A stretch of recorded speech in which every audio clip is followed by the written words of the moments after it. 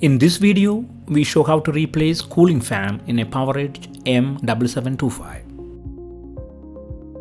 Before working inside your system, read through and follow the safety guidelines to protect your system from potential damage and ensure your personal safety. For more information or support about the PowerEdge M7725, visit dell.com support. To begin, first remove the system cover. To remove the cooling fan, start by disconnecting the fan cable from the power distribution board and then lift the fan away from the fan gantry.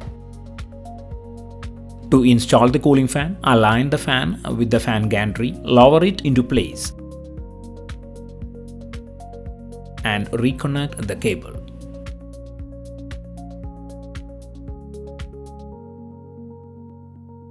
For more information about safety guidelines, see the service manual at dell.com support.